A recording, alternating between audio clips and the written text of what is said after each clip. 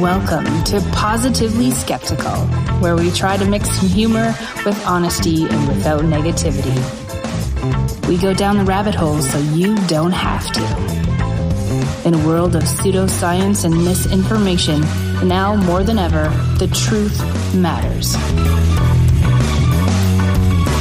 So let's get to it. In 3, 2,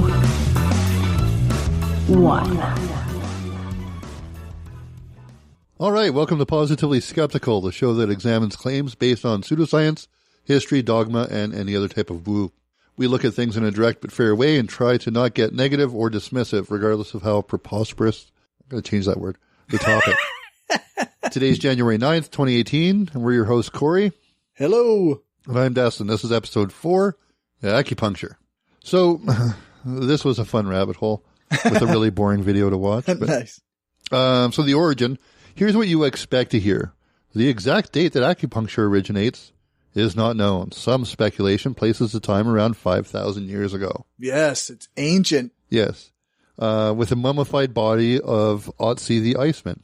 He was found to have some tattoos in the same spots where some of the points of acupuncture are. Okay. But since there's a couple hundred spots for acupuncture points, that's kind of going to be a inevitable. That line intersects. Dun, dun, dun. The most compelling evidence, however, points to acupuncture's first being documented in the Yellow Emperor's Classic of Internal Medicine, which was roughly 100 BC. It was actually 90 BC. Okay. It's one of, if not the oldest practices in TCM, which is traditional Chinese medicine. Acupuncture refers to the insertion of fine needles into the body at specific points for therapeutic effect. The term comes from the Latin words acus, which is needle, and punctura, which is to puncture. Okay. So that's what we expect to think. Here's what's actually known. Okay. And this is taken directly from science-based medicine, puncturing the acupuncture myth. Nice. The earliest reference to needling is from 90 BC, but it refers to bloodletting and lancing abscesses with large needles or lancets. Oh, so not acupuncture. Not acupuncture. Well, acupuncture, just really, really big needles. Okay. There's nothing in those documents to suggest anything like today's acupuncture. We have the archaeological evidence of needles from that era.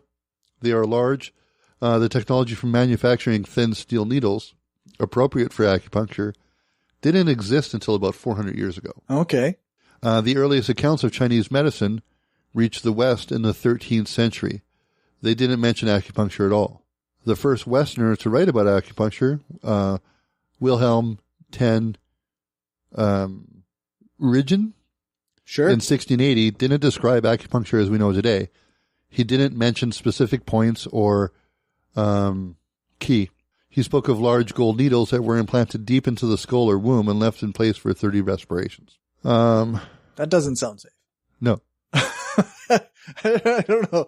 Large needles inserted into the skull or womb. Yeah, either one. Yeah. Well, they can insert them in my womb. I'm fine. But not in my skull. That's true. Yeah, go ahead. Whatever. Acupuncture was tried off and on in Europe after that. Okay. It was first tried in America in 1826 as a possible means of resuscitating drowning victims. Oh? Yeah. Poke. Get up. Poke. This will help him breathe. Stick a needle in him. That's actually almost what would work. You would just need an actual needle into a lung. Yeah, that's right. A big needle into a lung. Yeah, they couldn't get it to work and they gave up in disgust. I imagine sticking needles in soggy dead bodies was pretty disgusting. Yeah. Then, through the 20th century, no Western account of acupuncture referred to acupuncture points.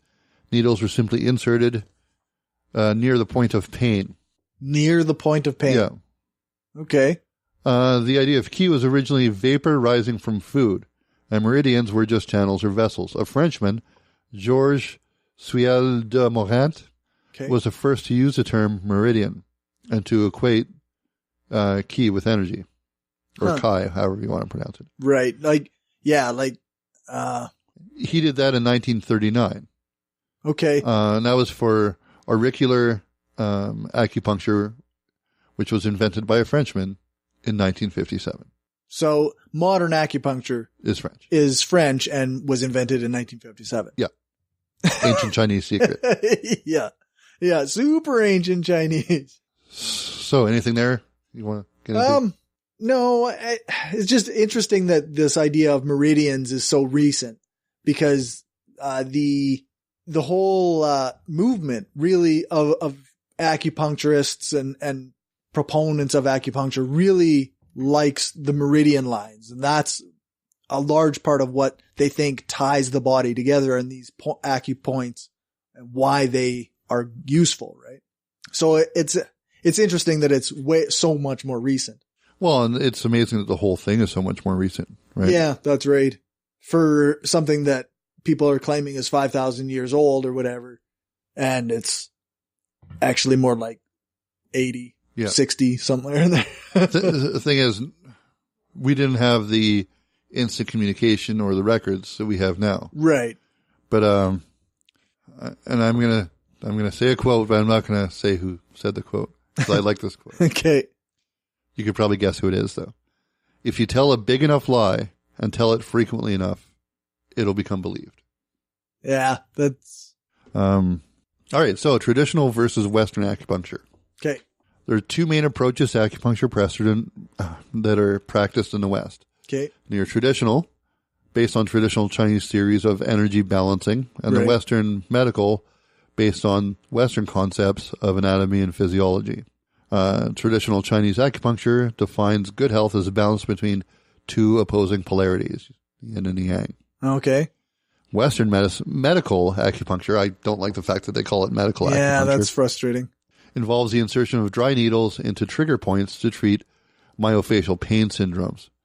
This system frequently uses local and distal points used in traditional acupuncture. However, while the latter aims for the improvement of qi, thus balancing energy, it's not a concept recognized in a Western medical acupuncture or in medicine.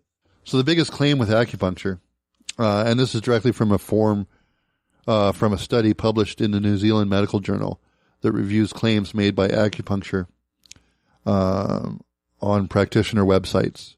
So in this study, they found that in this surge of acupuncturist websites, many claim to be able to treat a wide range of conditions, despite a lack of any evidence showing the efficacy of acupuncture in the treatment of those conditions. Practitioners and owners of websites likely to be in breach of the Medicines Act, which is a New Zealand act, not North American. Okay. Include many committee members from acupuncture's professional bodies. The study was performed by Daniel Ryan from the Society of Science-Based Medicine. Out of the 101 included websites, the three most frequent claims were around the treatment or prevention of mental illness, okay, infertility, and arthritis. Okay, interesting.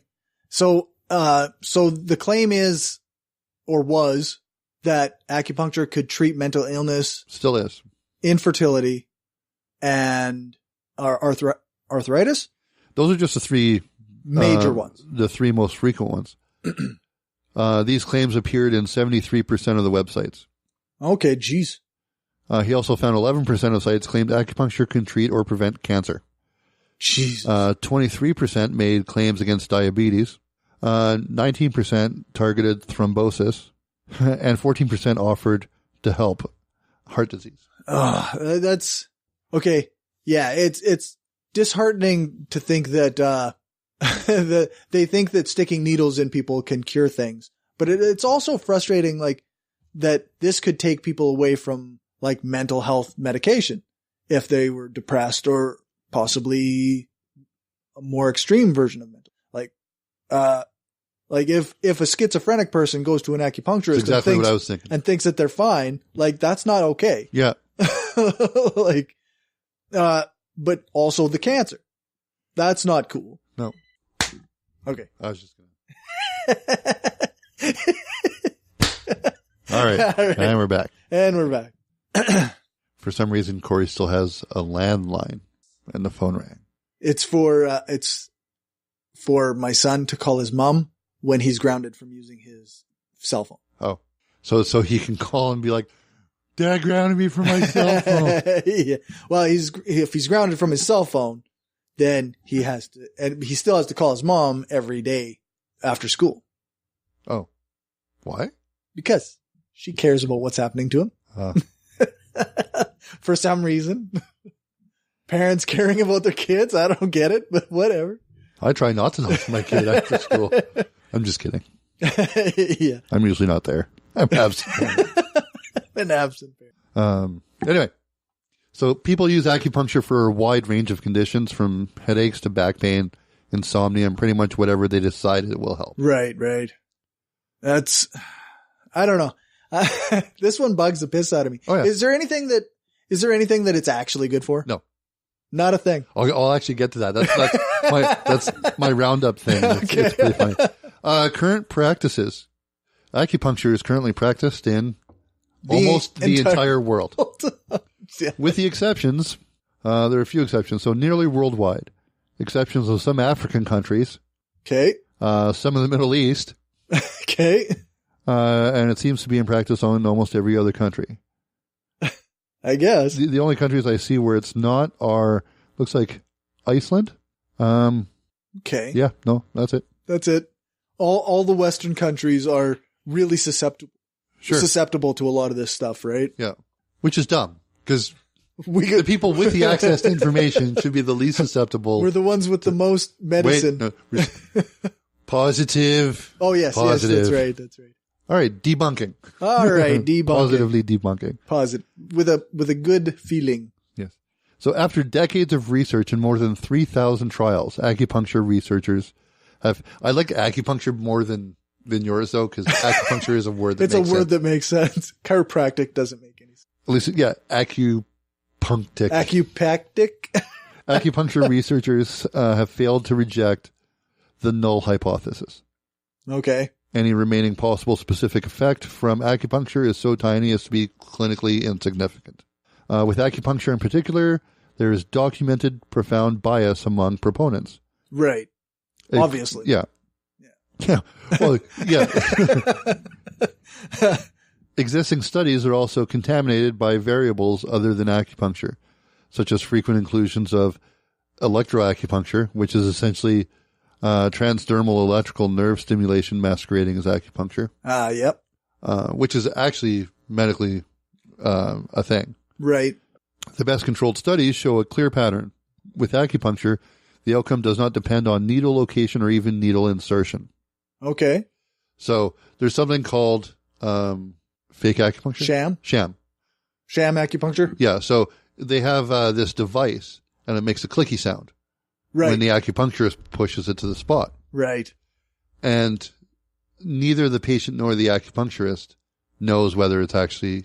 Right. They push it into a spot and it makes a clicking noise. Yeah. So everybody thinks that there's a needle there.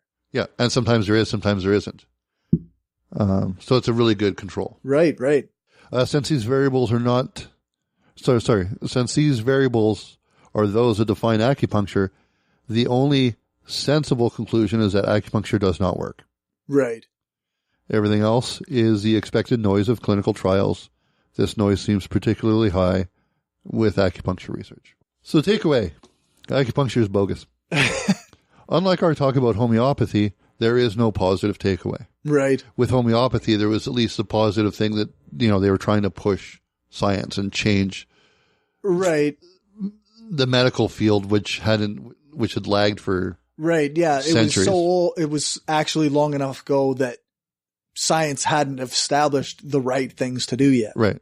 Yeah, there's even a huge industry around veterinarian acupuncture. Ugh. Yeah, so there's a ton of show notes. That's all I have. Okay. On the thing. Anything you want to add? Well, nothing to add necessarily. Just, it's interesting that, because I did think that it was probably okay for some pain relief. But I always kind of couched it in, it's possible that that's just statistical noise. And it sounds like it's not even, like it's definitely statistical noise. And I hope to, maybe we can cover this sometime on this show or on Brainstorm. I want to really go and do a deep dive on the placebo effect. We'll do it on both shows. Yeah. And how, if you're measuring something like pain relief, like it can be like, do you feel better is the question, or how's your pain rate at the start and how's your pain rate at the end? And then it's like 1 or 2 points better because a person, feels better for whatever reason, or they got accustomed to the pain, or they're more comfortable, or there's a million just, bias issues involved in that. Yeah. And I think that often acupuncture is one of those things that's really susceptible to those particular effects. Yeah. And all of those things like cupping and. Oh yeah, that's right. It all falls in. Yeah. Like even cupping's actually bad for you. Yeah, that's right. Like I just discussed chiropractic. Yeah. And that too, though it does have some evidence saying that it's good for back pain, could still be a result of these statistical noise issues. Sure. And this placebo effect that people think is an effect, but is actually kind of like statistical. And I didn't get into any of the dangers of acupuncture, but there are some. Right. Yeah. There is potential of nerve damage. Right. I think I recall something about a chance of infection. Oh, huge chance. If they're not clean needles. Yeah. If you aren't getting clean needles. So, I mean, that's not cool. Yeah. Yeah, I don't know. It seems like acupuncture is one of these things that people will fight you tooth and nail on, but that if they looked at it themselves, they'd realize that there's not much there. Yeah, my mom's suggested I go for it. Is that right? And I used to go get chiropractic treatments when I was younger because I was growing so fast. And yeah, it helped with back pain for like 2 days. Right. And then you got to go back. Yeah. And then I started going to the gym and all my back pain disappeared. Right. Yeah. My brother a few years ago and we had a huge argument one day over chiropractic because he was sure that they were fixing his hip. And in the end, I just asked him like, well, if they're fixing it, why do you got to keep going back? Yeah. Like if you got to keep going back every 2 weeks, then it's not fixed. But people who believe in this stuff, they really just don't want to hear that. It's tough to convince somebody about it. But I got nothing else. All right. Well, I guess that's it for our 4th episode. Feel free to comment on our Facebook page or Spreaker.com/show/positively-skeptical. We're working on a longer one. Yeah. Or on our website. Brainstormblog.net. Brainstormblog.net. Special thanks to Dave Roman from Roman Empire Studios for our intro music and to Angela Redicop from the Brainstorm podcast for the voiceover work. If you haven't already done so, please head over to protruthpledge.org and take the pledge. There are currently 5,021 signers, 47 organizations, 80 government officials, and 356 public figures that have taken the pledge. Please demand that your elected representatives take it.